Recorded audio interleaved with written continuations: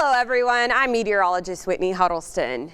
Impacts of heat are no stranger to us here in Central Texas, and in this Weather 101, I'll inform you about the impacts on athletes due to extreme heat.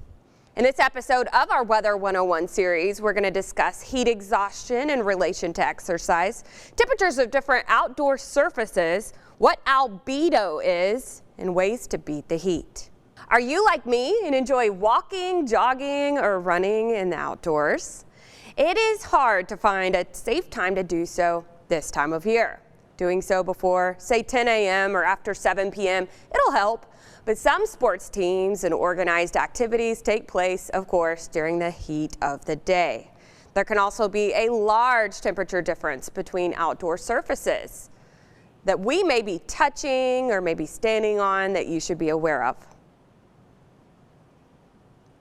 In the United States, between 600 and 700 people die each and every year from heat-related illnesses, which is tragic because these deaths are entirely preventable.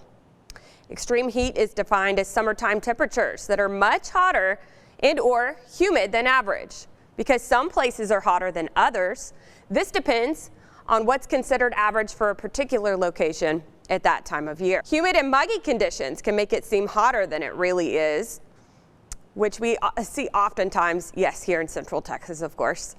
It is important to know what to look for when you plan to be outdoors in the heat. Symptoms of heat exhaustion include a racing heart, excessive sweating, elevated temperature, dizziness, nausea, and dry mouth. It is important to note that the risk of heat-related illnesses is much higher for certain high-risk populations such as children, the elderly, and those with pre-existing heart-related conditions.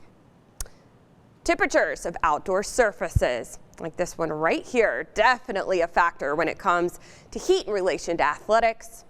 The difference between concrete versus grass versus a turf football field or track can drastically vary according to the National Strength and Conditioning Association. An outdoor track, such as this one my kiddos were running on, these surfaces can reach temperatures as high as 147 degrees Fahrenheit. The temperature of a track surface for walkers, joggers, or runners, it isn't a great factor if you're going just a short distance, but it is a big factor if you are running a longer distance.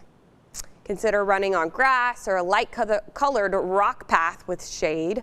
If possible, is grass temperature. It can get up to 104 degrees, 104, versus 150-degree asphalt. Also remember that if you are out jogging with your dog, of course, their little paws could feel the heat. They could be burned by concrete or asphalt especially.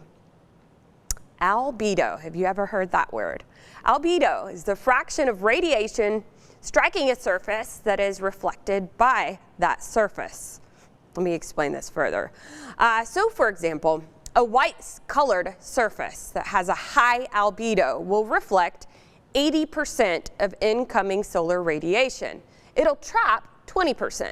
Conversely, a black-colored surface will only reflect 10% of incoming solar radiation. How does albedo relate to athletics in the heat? Consider the difference I just stated and what you choose to wear when performing an outdoor workout. A loose-fitting white shirt, it's going to serve you a whole lot better than dark-colored clothing. Consider this when ordering jerseys for local sports teams, things of that nature. Dark-colored objects such as ground surfaces, buildings, etc., they're also a factor. The lighter, the better for reflecting heat. Lastly, what are a few ways to beat the heat if you do plan on exercising outdoors during the hot season? Time of day. Yeah, it's a big factor. If you can avoid the afternoon hours when the sun is so high in the sky, that'll help. Wearing lightly colored clothing is a big one as well, like I earlier mentioned. Working out on grassy areas, there are certain areas that I jog on that it is light colored gravel versus the asphalt and the cement. It's a good idea. Perhaps the most important, though, is staying hydrated. The recommended amount of water to drink daily, you may not know this one. It can be easily remembered by dividing your weight in half. For example, a 150-pound person should drink around 75 ounces of water every single day, or 6 standard water bottles.